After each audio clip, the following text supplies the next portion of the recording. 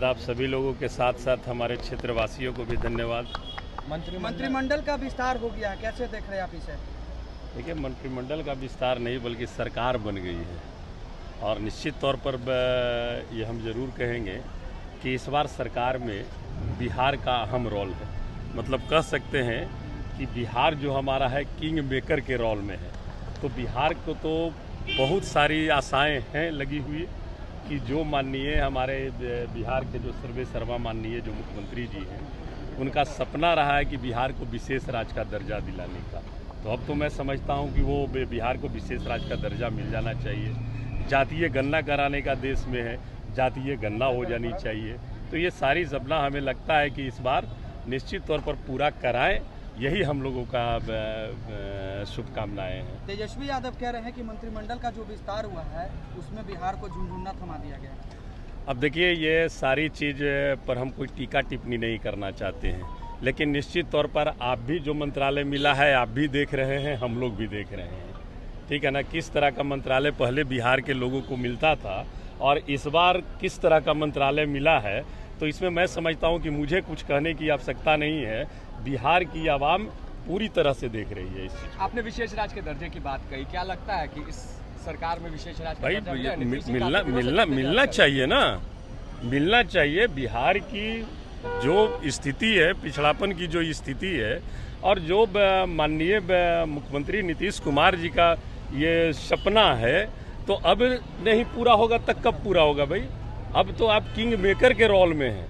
अगर अभी भी आप बिहार को विशेष राज्य का दर्जा दिलाने में कामयाबी हासिल नहीं करते हैं तो इसका मतलब तो यही हो जाएगा कि 10 साल जुमले की सरकार चली, आप भी जुमलेबाजी कर रहे थे। तेजस्वी की ज़्यादा दिन तक सरकार नहीं चली।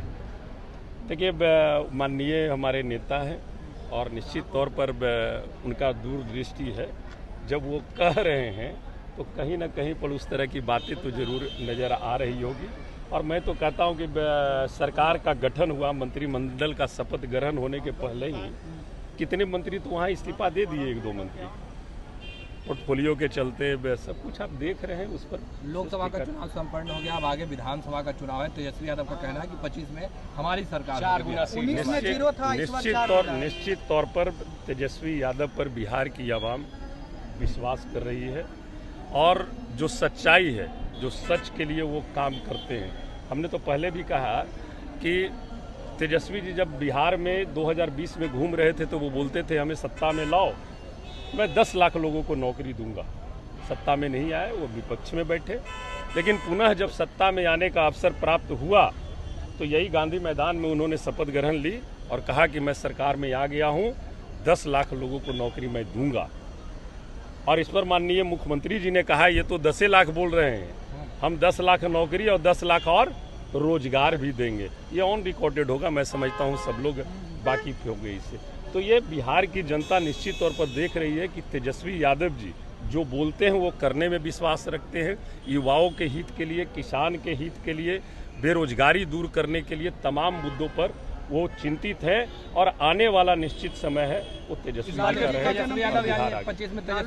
माननीय समाजवाद के पुरोधा परम आदरणीय लालू जी को मैं जन्मदिन की हार्दिक शुभकामनाएं और बधाई देता हूं।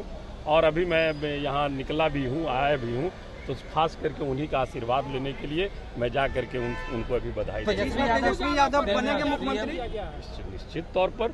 विधानसभा में 39 पार और जिस मुख्यमंत्री बने निश्चित तौर पर इस बार विधानसभा में 39 पार, 40 की सरकार।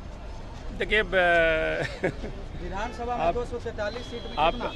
आप हम लोग आंकड़ों की गिनती नहीं करते, हम लोग काम करने वाले लोग हैं। और जो जैसे इस बार भी लोकसभा में भी महागठबंधन को जो बिहार की आवाम ने जो भी संख्या दी, उस पर निश्चित तौर पर हम धन्यवाद देना चाहेंगे बिहार के आवाम को। और जो हम लोगों का मिशन है कि हम आवाज़ बिहार हित का और देश हित का आवाज़ हम लोकसभा में बुलंद करते रहेंगे, उस काम को हम लोग करते रहेंगे। सवाल लेंगे, पप्पू यादव पर FIR दर्ज हुई है रंगदारी मांगने के पूर्णिया। देखिए, ये इस पर हमारा कोई टीका टिप्पणी करने का अवसर नहीं है। ये प्रशासन देख रही है और क्या हुआ है नहीं हुआ है। तेजस्वी यादव और लालू परिवार में चार्जशीट फाइल फिर से हुआ है, उसको लेकर